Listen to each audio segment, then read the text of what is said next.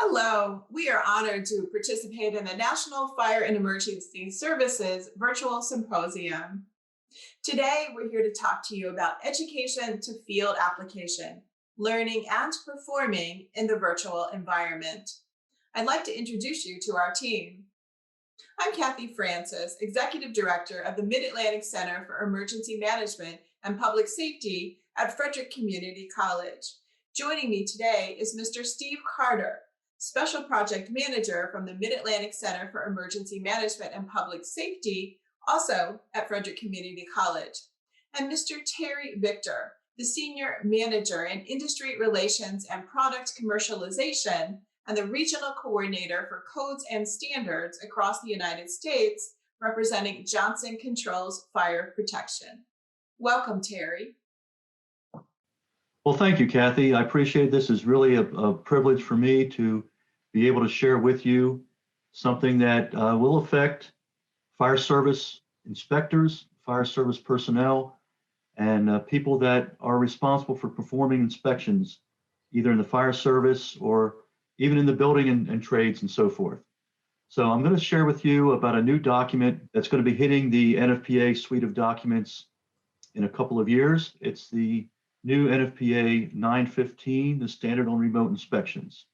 I've had the privilege of being part of technical committees for many years with NFPA, and the two that really stand out to me is the NFPA 25, the inspection, testing, and maintenance of water-based fire protection systems, and now NFPA 915, remote inspections, because both of those documents, when I became involved, were in their development stage. They were not NFPA standards. They were being developed to become NFPA standards.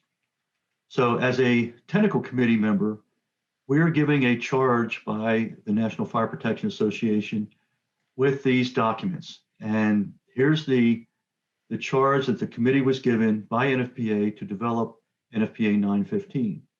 We're going to be responsible as a technical committee for the requirements to perform remote inspections using different methodologies, using different systems, components, and those systems and components can include digital video, images, other digital images, audio, and to review or conduct remote inspections. And those remote inspections can be of buildings, can be of structures, can be of systems, including electrical systems, HVAC, and fire protection. And we also are responsible for understanding the requirements for collecting the data for remote inspections, the custody of that data, and the maintenance of the data. So this is the charge for the committee that was put together to develop NFPA 915. And I emphasize, from my perspective, that electrical and fire protection systems are included in this document. As with any NFPA document, and we're going to be talking about one that's developed for authorities having jurisdiction, and that's very important.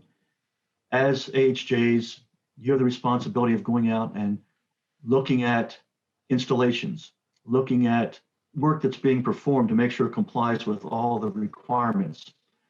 And that's part of the scope of NFPA 915. As you can see in Chapter 1, it's the minimum requirements for the procedures, methods, and documentation associated with remote inspections. And then the purpose is very important of this document. As inspectors, as fire officials, as building officials, you're going out and you're putting your eyes on a process or on some installation to make sure it was done properly. To utilize remote inspections, you have to be able to have an equivalent or improved result, as you would if you were putting your own personal eyes on it. So that's a very important concept that you have to be aware of from NFPA 915 and for anyone associated with the performance of the remote inspection in accordance with NFPA 915. So it has to deliver either an equivalent or improved result. Now, with any NFPA document, as we go and we start looking at how to use the document, something that's very important are the definitions. And as a technical committee, we looked at the definitions that were out there for remote inspections, and we were not comfortable with those definitions matching what we were trying to define in NFPA 915. So we developed two very unique definitions for this document. And inspection would be the purpose of examining or witnessing a product, a process, an installation, or a test to determine conformity with approved construction documents, applicable codes, installation standards, and manufacturer specifications. So that meets the intent of NFPA 915 as far as the term inspection goes. Remote inspection is the use of audio or visual devices or other technologies to perform the inspection for the purpose of remote verification. So as it applies, you could have the inspector sitting at a desk in the fire station, whatever the case may be, and actually witnessing an inspection being performed at another location. That's the whole intent of NFPA 915. And again, both the definitions of inspection and remote inspection are unique to this NFPA document. Again, in Chapter 1, there's a section on application. And here's what I want to emphasize, and it's been highlighted here in these excerpts from the draft of NFPA 915, that we have the authority having jurisdiction mentioned multiple times. This is a document for fire officials. This is a document for building officials. Anyone who is, by NFPA standards, an authority having jurisdiction, this document is for you, and for you to be able to perform these remote inspections and the guidance that's needed as you use this document. So the HJ determines, in all cases, how NFPA 915 applies, and even if it applies. So what kind of inspections are we talking about? Obviously, there's locations that are very difficult to get to. There are towers that have to be inspected. There are rooftops. There are inside of water tanks. There's lake bottoms that have to be inspected and service tunnels. These are all the types of inspections that are anticipated using NFPA 915. And then also periodic inspections, and even re-inspections, where there's a consideration for distance and time, or there's a limited staff to perform inspections, there's severe weather conditions, or even, as we found out, COVID-19.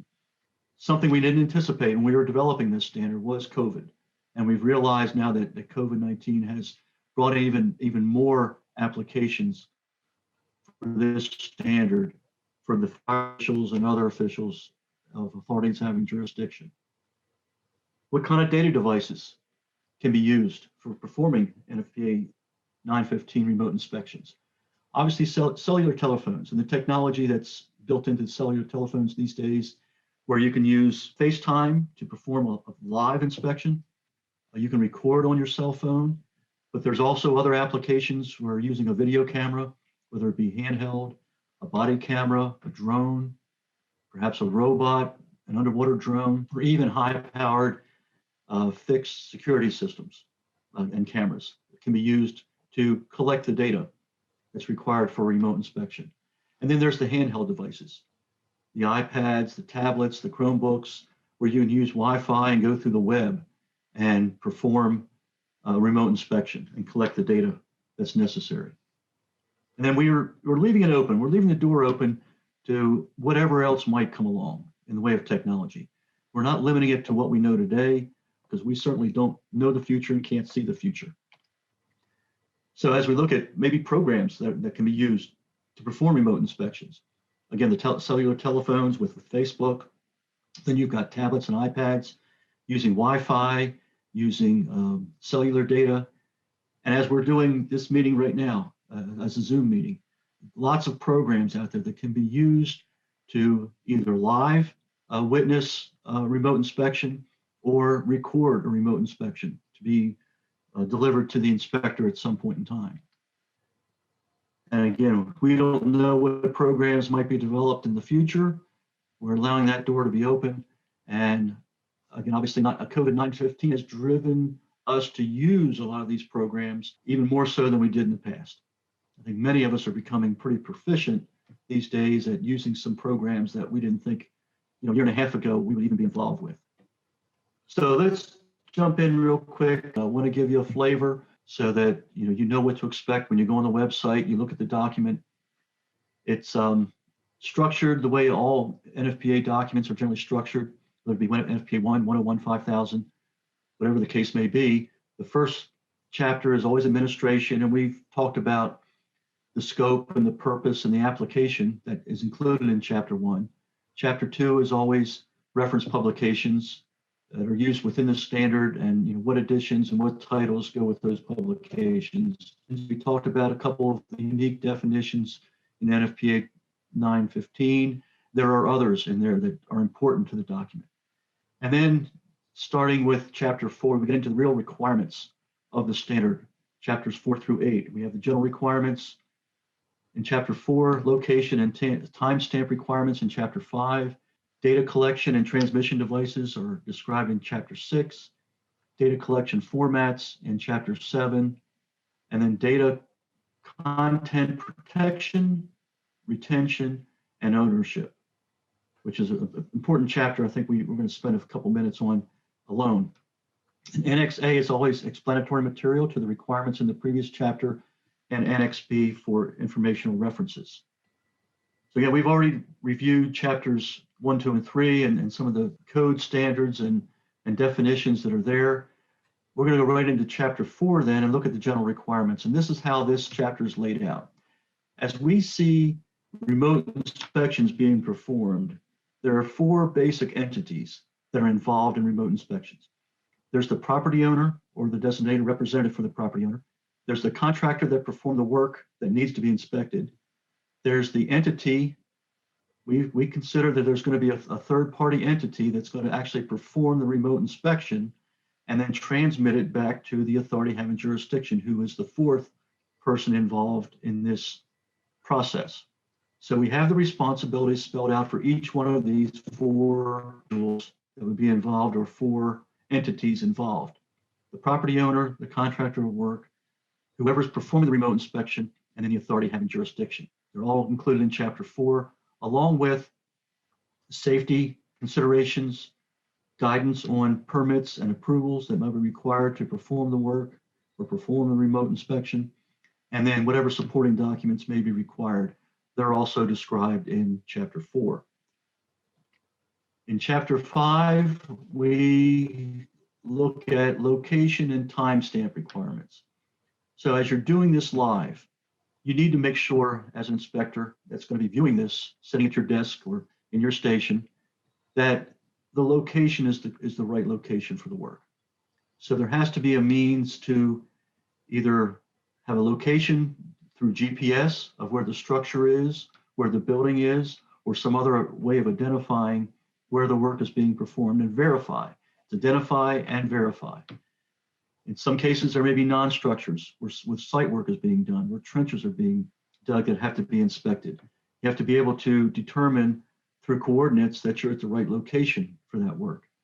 And then it may be necessary to timestamp. If this is being recorded to be presented at a later time to the inspector and not live, then you have to be able to record when that work was performed to verify that it was done at the right time and at the right place. So all those requirements are laid out in chapter 5. In chapter 6, we describe what we know of today as some of the data collection and transmission devices. Some general statements, and then we describe the wireless devices that we know of today, digital devices, and we're seeing a couple pictures of them here. There are some non-digital devices that we include in how you can do this work. What types of vehicles might be out there, manned vehicle as well as unmanned vehicles. And we're talking about, drones and submarines and things like that. And then again, there might be other data transmission and collection devices that we're not aware of. We want to leave that door open for the use of whatever technology may come down the pike. In chapter 7, we talk about data collection formats. In some cases, if the inspection is being performed live and the inspector is sitting at his desk or her desk and marking off that they observed the inspection through FaceTime or Zoom or whatever the format may be, then you're not collecting the data, you're just transmitting it and receiving it, and then it's over. But there may be occasions where video has to be captured, or their audio has to be captured, a description of the work being witnessed. There may be photography that needs to take place or other written formats and other data collection formats. These are all described in Chapter 7. And then Chapter 8, this is where we've had a lot of discussion. If it is recorded in some way or fashion, how is that to be submitted to the authority having jurisdiction to make sure that it is accurate and it is verifiable? How is that to be transmitted to the authority having jurisdiction? Through the cloud, videotape, what method of transmission will be used to get it to the authority having jurisdiction? Then who owns it? Once it's recorded, who owns that data, that transmission? Does the property owner own it? Does the contractor doing the work own it? Does the third party performing the remote inspection, is it theirs, or does it belong to the authority having jurisdiction? A lot of discussion around that, and that'll be covered in Chapter 8. And then how long do you retain it? If it doesn't need to be retained, and if so, how long and where? So those are kind of the things that we've talked about and are being developed in Chapter 8. Let's talk about applications, and maybe there's good applications for it, maybe there's bad applications for it. And here's a list of some of things to consider. If you have a complex system, it might be too complex to perform a remote inspection. So that might not be a good application, but yet maybe portions of a system, of an HVAC system, or underground installation or something like that, portions of that may lend itself to remote inspections. If you have poor conditions, maybe remote inspections aren't the right thing. If the lighting is low and you don't have supplemental light to show the work, well, then you don't want to. It's not as good as putting your eyes on it and seeing it personally. So remote inspections would not be a good application. And if you're depending on Wi-Fi or cellular service to transmit the data back, and you have low connectivity, remote inspection isn't going to do you any good in those situations. Where there's limits to access the work. Again, height limitations, if there's safety concerns, there's a process or energized equipment that's ongoing and you don't want to shut that equipment down, using remote inspections would probably be a good application for that, to use a drone or a robot or some other form of remote inspection technology. It's important that both entities, the inspector and the entity performing the remote inspection, understand the technology, or this isn't going to work. So both parties have to understand what the limitations are of the technology, what the expectations are, and how to get those desired results out of the remote inspection to make sure that it's as good as putting eyes on that process, on that installation, whatever the case may be. There could be confinement or hazardous locations that you don't want to physically enter, and remote inspections would be good applications for those to protect the inspector. But then you also have to take into consideration the protection of the person performing the remote inspection. So you have to understand both sides of it. And then there may be physical limitations of the inspector through an injury or so forth. The inspector isn't able to access the site. So a remote inspection might be a great application in those situations. And other things to think about when you're considering remote inspections. Private property concerns. You don't want to invade on somebody's property unannounced, and you don't want to be sending a drone over controlled airspace either. So that's a consideration to take. Environmentally sensitive areas. You want to make sure that you're not harming the environment, or you're going into someplace that could harm the inspector. Maybe a drone would be a great application in a situation like that. Being careful not to include site personnel if you're videotaping a remote inspection. There are people that, if this is recorded and stored somewhere, may show up in that video that don't want their image out there in the general public. So be sensitive to that. And owners may have trade secrets, processes, or whatever's going on inside their plant that they don't want to have recorded. So be sensitive to that as well. Obviously, a cost consideration comes into play, whether you can afford to have the remote inspection done, or maybe you can't afford to do it yourself, and remote inspections are a great way to accomplish cost savings. And then again, social distance with COVID-19 application, which we didn't even think about before. So I want to wrap this up fairly quickly. There's some questions yet that are still unresolved by the technical committee. How will this standard be able to keep pace with developing technologies? We know that it can't. So we're leaving the door open for whatever might be useful to the inspector. Can the scope of 915 be expanded to include periodic inspection and test? And we're hoping that it can. Can the witnessing of a test be considered an inspection? And I think we've left the door open for that possibility as well. And then there are other documents in the NFPA process that require either periodic or ongoing inspections, such as NFPA 4, NFPA 10, 25, and 72. Will they be able to, at some point in time, refer to NFPA 915 and say, you can do this work remotely as long as you follow NFPA 915? And then finally, when will this be published? Right now, the draft is out there for public consumption. So I encourage all of you that are listening to this today to go on the NFPA website, go to the standards page and look up NFPA 915 and look at the draft version that's out there and give us your comments. Submit a public input, what we call a public input, which is your proposal on changes to make to the document, either to change what we've already put together or to change, add something to it, take away from it. Those of you familiar with that process, submit those by June 1st of this year. And then if things go well, after we go through a public comment phase as well, then we will go to the association technical meeting in June of 2023.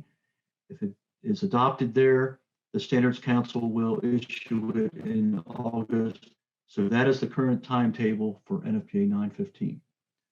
So with that, I'm going to turn it back over to Kathy and Steve, and let's hear about education in the virtual world. Well, thank you, Terry. We appreciate the information on the success practices in the virtual field inspections. We appreciate your work. It's exciting, and it will take us into 2021 and beyond as we continue to develop in the fire services. So to our audience, now that you've had a vision of what the virtual field work could be, let's take a look at that innovative practices in virtual fire services training. So ponder for a moment and think, is your education and professional development training in process or in progress? There's a difference, and progress is more visible at certain stages of your career than others. Learning itself is a process. Think back to your early days or to the fairly new firefighters on your squad. Early career learning is rooted in theory, law, policy, best practices, and practical skills. There's so much to learn that progress is easily visible. Short wins are celebrated, and a career development is in progress. And then the world changed, and change will be a constant as we move forward in our public service careers. As you advance your career performance, progress will be more subtle. You'll layer your knowledge, your experiences, and field wisdom, and you'll refine your technique. So let's look at the situation. By now, you've heard many times that the current pandemic focused a microscope on things, practices, behaviors, policies, actions, equipment, and training that really weren't working in the past. We already knew that we had training gaps. We already knew that we had gaps in technology. And now we thought we had the added benefit of time to resolve all those challenges. But the current situation has changed. Our incidents have changed. Did your training keep pace? We're here to inspire fire service professionals to not only embrace technology in the learning environment, but actually to seek it out and to create the best opportunities to succeed and learn in today's complex and ever-changing world of public safety. And oh, by the way, there are multiple ways to learn virtually, multiple platforms, more than just turning on the camera and showcasing your screen. Let's go a little deeper. And I welcome Mr. Steve Carter to tell you more. The world of technological training is based upon the pillars of training that have been established over the years. And the first thing we need to talk about, whether we're going to train traditionally or with technology, is the training needs assessment. What do we need to know? What have we promised Mrs. Smith that we will be able to do? I can borrow Mrs. Smith. There was recently an article on looking for problems by Steve Keating. And he said that someone told him that looking for problems is not a healthy outlook. I suggested to them that at least in business, not looking for problems was a fatal outlook. I suppose it all depends on whether you're looking for problems. If you're looking for problems so that you always have a fresh supply of things to complain about, or if you're looking for problems so they can be changed from an obstacle to an opportunity, well, then that's a completely different story. And he's telling our story of training and education during the pandemic. We were forced to take a new look at how we deliver training. In some cases, we stopped delivering training, and unfortunately, that's something we need to not do if we're challenged again. In this process, we need to talk about how people learn. Those of us that are a little older have some traditional learning skills. Some of your people may be visual, audible. They may learn better by touching it. They may learn better by watching it. But what we're finding out is as generations mature, and with millenniums coming into the fire service at this point, we need to chunk things. We need to look at the principles of micro learning. We need to put a base down and build on that base. And whenever you touch a training needs assessment, you ask the question, are we doing it correctly? That is our training doing what we're supposed to do? Is the training meeting the requirements that we said it would? Can we do it with less resources than we're doing it with? There seems to be an automatic feeling that if we talk about technology and training, that we're talking about increasing the cost of training. And that's not necessarily true, especially when we're talking about over a period of time and a large number of participants. What do we need to change? How can we take those things that Victor just talked about and apply them to the training centers? Can we show people how to do things that are inherently dangerous using technology as opposed to trial and error? We have to talk about the methods. We all know about face-to-face hands-on skills. We've all swung the axe and pulled the line and done those things that were taught to us as hands-on skills. And I'm not going to tell you that at this point in time, technology is ready to replace the practical experience of hands-on skills. But whenever we have hands-on skills, we also have a base of knowledge, something we've called in training for years the didactic part of the skills. And we don't necessarily need to teach that the same way we have for years. We can blend it so that the knowledge and skills come together, but they're taught in different methods, different forms of presentation. Any of the myriad of methodologies that Victor listed. The choices on your list, and you should recognize these. And if you're really serious about taking advantage of technology in the fire service training world, you should understand what traditional face-to-face training is, what it can do. You should understand what online asynchronous training is, which is when people go into either a classroom or a program and learn independently on their own time without direct interaction with other students or a teacher. The beginning of this, we used for years this programmed learning when we stuck the disk in the computer and learned that way.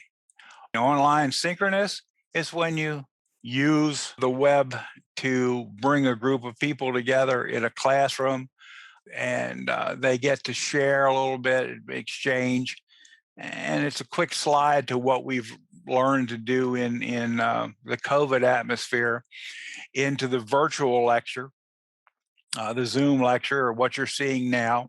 It is a way to introduce skills, a way to demonstrate skills before you have to do the actual skills performance. And what we're seeing in higher education, and we're seeing in training organizations that are pushing the envelope, is we're seeing a flex or a blended method. We may see online introduction of material in an asynchronous way. We may see some virtual sharing and demonstrations, followed by actual hands-on performance. And this is not anything new to a lot of you. My background includes about 19 years with Maryland Fire and Rescue. In the 70s, we actually put together the didactic or lecture part of the EMT refresher program on slide decks and took them out to the career departments so they have access to that part of it and would not have to be pulled offline or out of the station in order to do that knowledge learning. But then they went and did the skills portion in the traditional face-to-face. There's been various hazmat, even hazmat tech. A couple of forward-thinking organizations pulled out all the didactic, all the knowledge learning of hazmat tech and offered it in a web-based program, followed by the physical performance in a face-to-face. EVOC's done that, and if you look around right now, you'll find that there's a whole lot of people doing fire officer and leadership, supervision. Watch others and think outside of the box. Try to look beyond the fire service to see what's going on in the world of training and education. If you look around, all communications is becoming a blend of personal contact, virtual exchange, and digital messaging. Some of us like one better than the other. I can tell you that I am happy to get a chance to return to personal interaction in my work after a year of the pandemic. But there are other people who the virtual exchange works very well for. And digital messaging, if you truly get an understanding of micro learning, you may find out that you might want to be doing some digital messaging at the same time you're doing your virtual exchange or your asynchronous training. The key is to develop the best method or combinations of methods to carry the message, to accomplish the objective or to create the outcome in the training world. Again, examine costs with a view of the entire training and education effort.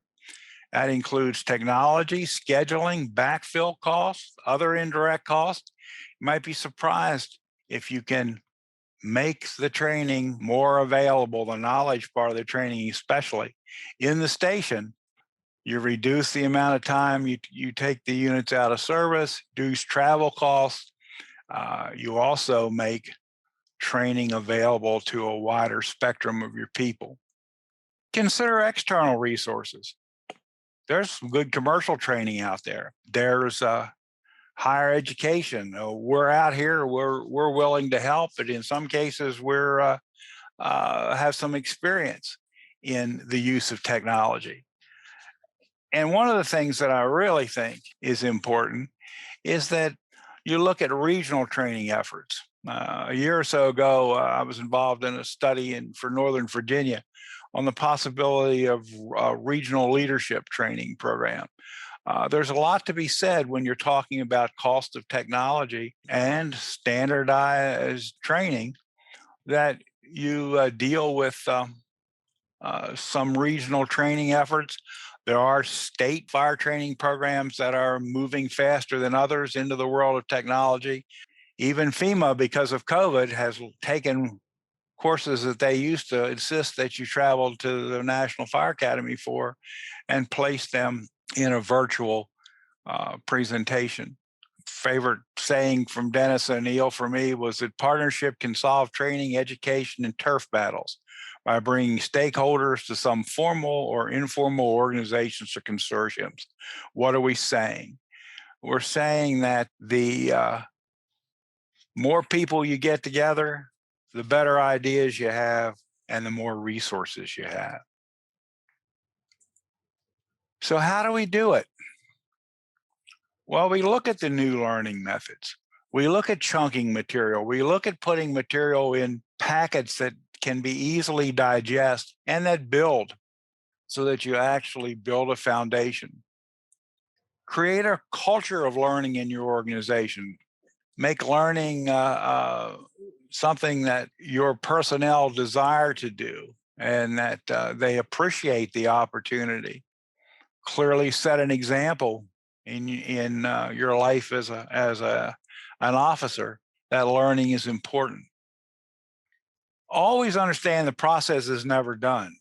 There will be new challenges, and as Victor talked about with the standard, we know there'll be new technology, and we know there'll be changes in the people that we're teaching.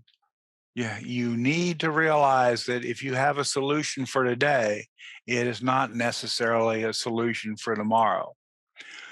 Now, this may rankle a few people, but staff your training division for success. Put good people in it.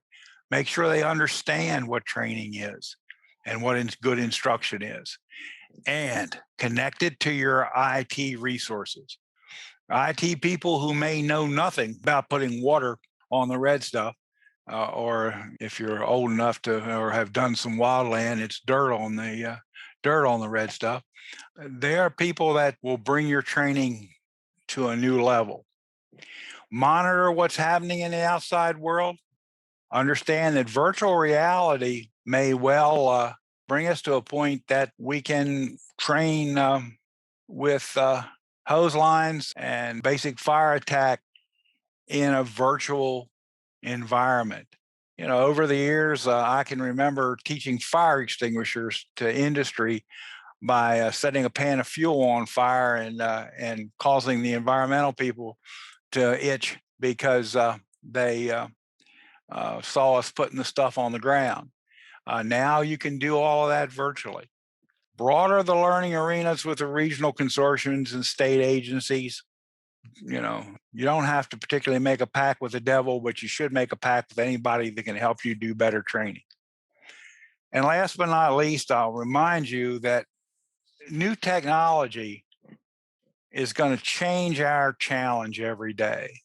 In the beginning, I would have told you when we were teaching leadership and supervision and leadership online that it was really difficult to teach interpersonal skills.